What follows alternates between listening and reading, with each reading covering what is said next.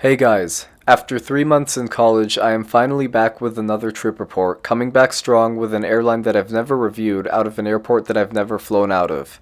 Today we'll be taking a look at Allegiant Air, an ultra low-cost carrier with an interesting route network, similar style to a Velo. I'm glad to be back, so I hope you enjoyed this video. Let's fly.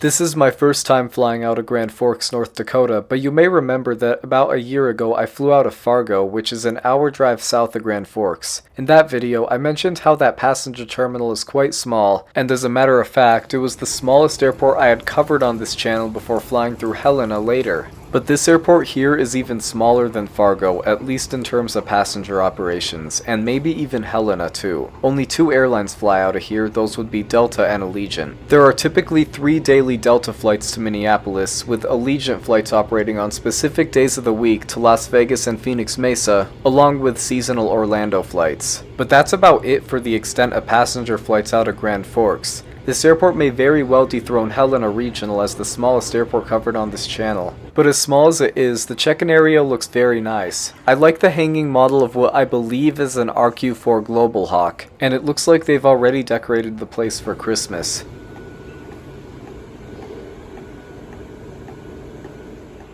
My flight to Las Vegas today is at 10 p.m. But because I had never been to this airport, I figured I may as well go early, so I arrived at 7:30. I did not realize that security wasn't open yet, so I just had to chill here for a while. So yes, today I'm going to be flying Allegiant Air for the first time in like 15 years on a 3-hour flight down to Las Vegas. As you may know, Allegiant is an ultra low-cost carrier, or ULCC. They're basically airlines that will offer very inexpensive flights that won't have the same level of passenger experience as a traditional airline. ULCCs are like the most under-reviewed type of airline on this channel, as I had only reviewed one in the past, Avelo Airlines. Avelo, having been founded only a few years ago, is obviously not nearly as large as Allegiant, but the thing that makes these two ULCCs very similar in my view is their route networks. They have very similar models, both mainly serving routes through small and unserved destinations. The route I'm taking out of Grand Forks is an example of one, seeing that Allegiant is the only reason why Minneapolis isn't the only destination from here. But Avelo takes this a step farther, having most of their actual bases be these small, unheard of airports. But Allegiant's bases, like Las Vegas, will still be quite large with a few exceptions, serving many small town destinations. And regardless of what I think of these airlines, I gotta appreciate this type of route network, seeing that the only reason why I didn't have to pay about $1,000 to fly out of Grand Forks on this day is because of Allegiant. Yeah, legit all the Delta flights out of here were like $1,000. I don't know what was up this Thanksgiving, but whoa. But yeah, I'm looking forward to seeing what Allegiant has to offer on a 3-hour flight. I'm definitely not expecting much given that this is a ULCC. 3 hours on a ULCC is gonna be something, hopefully not too bad. But anyways, after quite some time here at check-in, security opened, and it looks like we'll be at gate 1. The gate area is pretty small, only having 2 gates. This is why I say the Grand Forks passenger terminal may be smaller than Helena's, as Helena has 3. But the strange thing about that is that Helena will never get a passenger jet bigger than an Embraer 175. But thanks to Allegiant, Grand Forks will actually get bigger planes sometimes, like A319s and A320s. It was at this time my Airbus A319 was on its way here from Las Vegas. I had been keeping an eye on it throughout its journey, and it looked like it went without a hitch. And soon enough, I saw it whiz past me as it touched down here in North Dakota. See if you can spot it.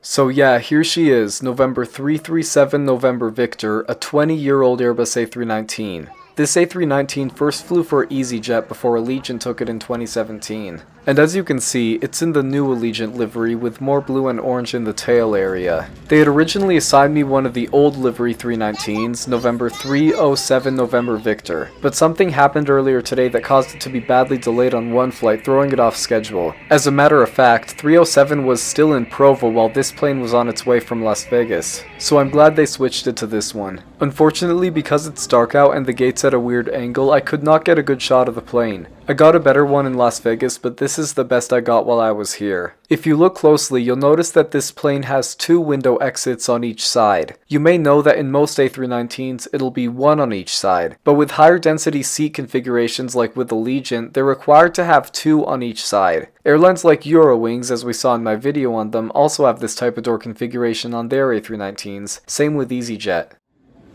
This is Allegiant Air Flight 25, the 5th instance of the route being under this number, but because Allegiant's code is G4, the number will often look like 425. I was in boarding zone 2 today, which was pretty good.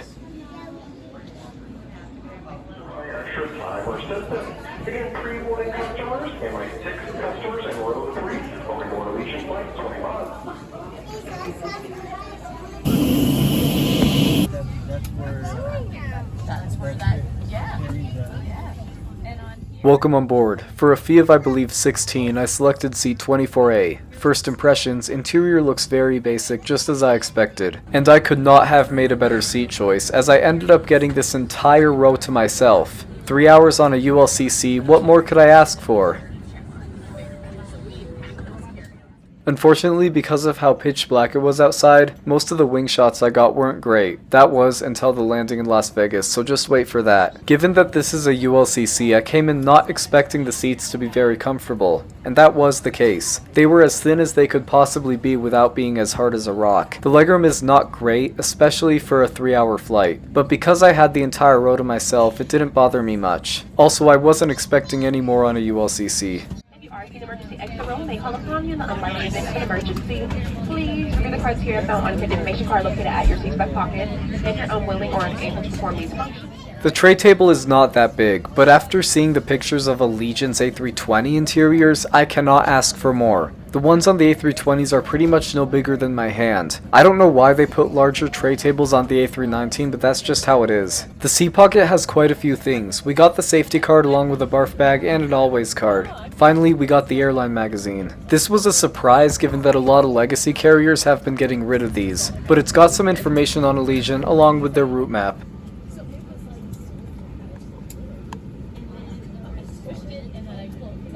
This being a ULCC, you would not expect any complimentary drink or snack service, but Allegiant still offers some of that for purchase, and you can see what they are selling in the magazine. The cabin was unfortunately very dirty. If you told me they never cleaned the floor before the flight, I would believe you. Definitely one of the dirtiest planes I've seen. By the way, this wasn't just near my seat, this was quite literally the entire floor.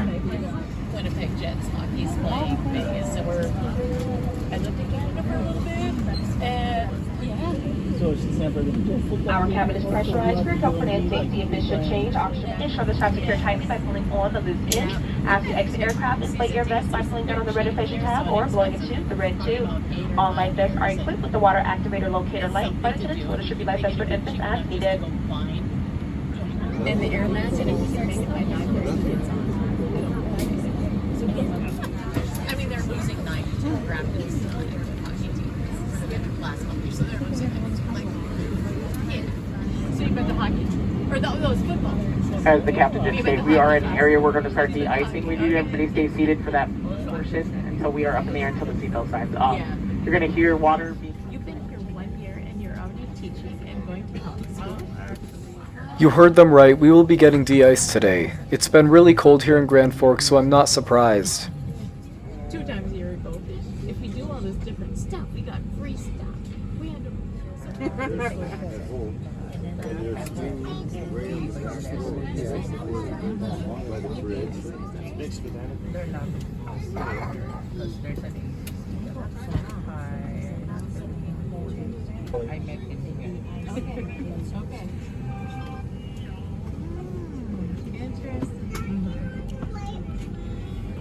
So it's the same percent. I've made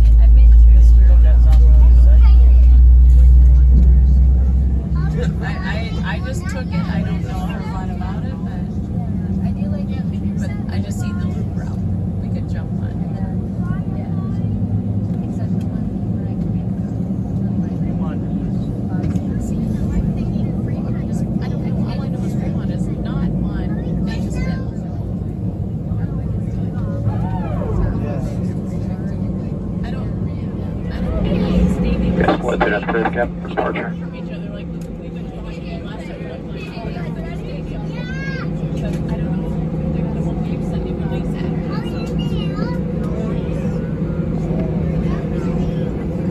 Captain scared.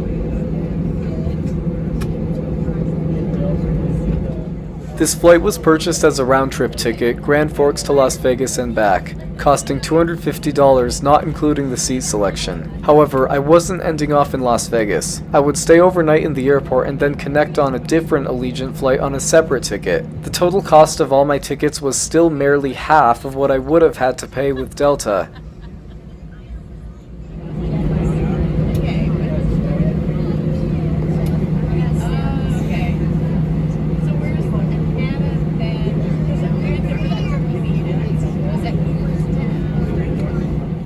One thing you'll notice on the takeoff is that the pilots held the brakes as they throttled up, releasing them after about 40 seconds. The sudden release of the brakes at throttle up surprised a lot of us, making quite a fun takeoff.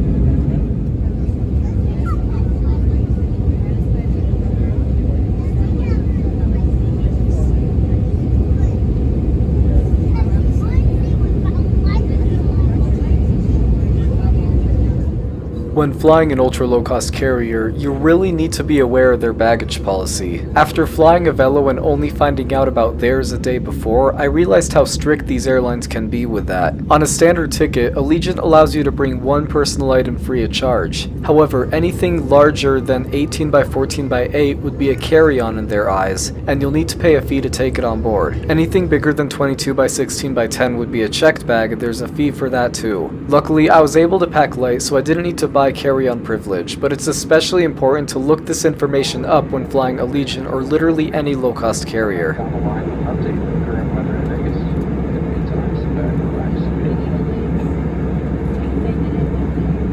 As seatbelt signs are turned off. Please use the restrooms at this time. We've got one in the front, one in the back. Only one person can stand in.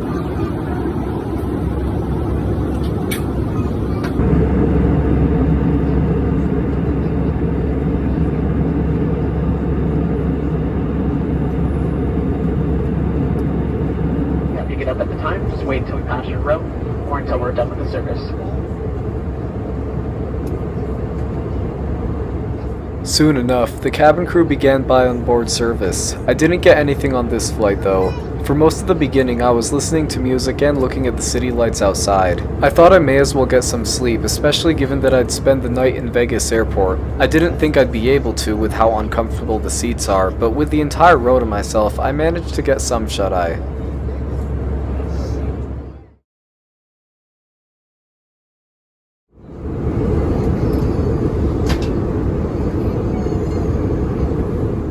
It was hard to fall asleep in these seats, but I somehow slept for like 1.5 to 2 hours and woke up right as they were announcing the initial descent. For most of this flight, I had been seeing pitch black, but the approach into Vegas made it all worth it. Just wait and see.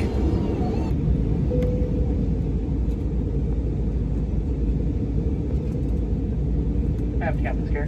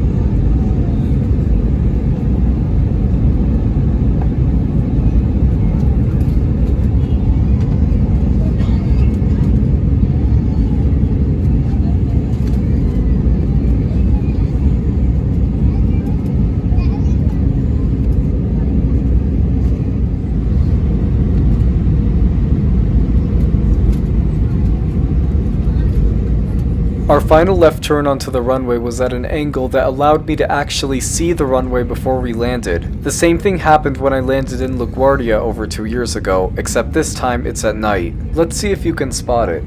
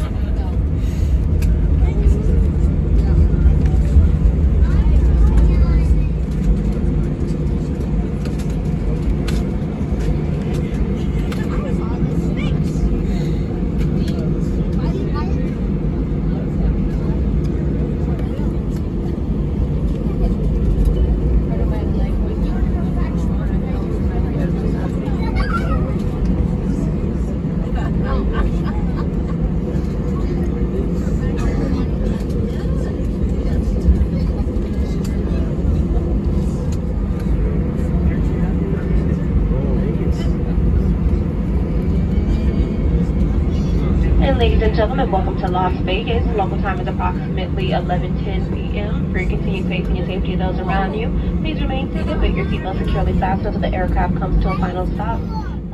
So I guess I did it. I flew for 3 hours on an ultra low cost carrier. Okay, I inadvertently cheated with that empty row, but hey, that wasn't my fault now, was it? Anyways, ULCCs, they get you there. They basically say, wanna go there or not? Look at how much they want from you, go to me instead, I'll take you there, don't expect much. That's what happened with me here. My only other option was Delta, and they were a fortune more expensive. And yeah, when you fly cheap, you expect a cheap experience. So as uncomfortable as the seats were, and as lacking as the service was, this flight was nothing worse than expected. And in most of the places I expected them to excel in, they excelled in. The crew had a good attitude, and despite the de-icing, we arrived on time. My only actual complaint about this flight is the cleanliness. I don't think they even tried to clean the floor. Like, come on, Allegiant, you can do better than that. Final score will be 4.7 out of 10. If this was a legacy carrier, it wouldn't be good, but it's a normal score for a ULCC. This was overall a nice, relaxing flight with Allegiant that got me where I wanted to go, and I won't ask for anything more.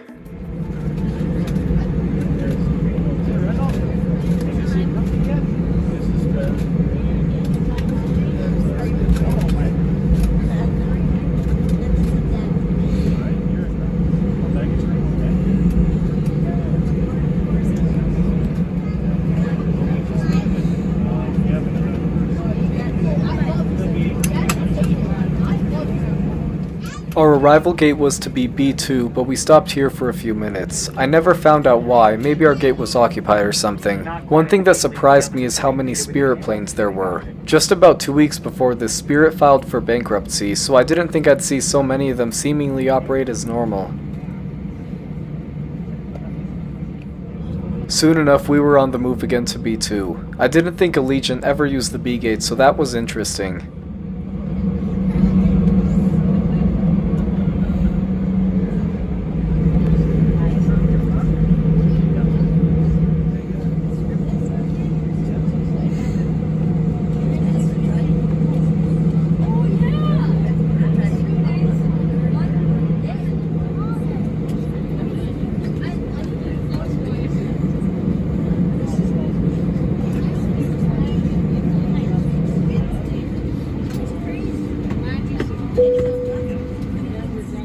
We parked beside an Allegiant A320 in the old livery. Pretty cool because I didn't think they still had A320s in this livery. I knew I was in for an overnight layover, so I figured I may as well be the last person off the plane. So here's a clearer look at the interior.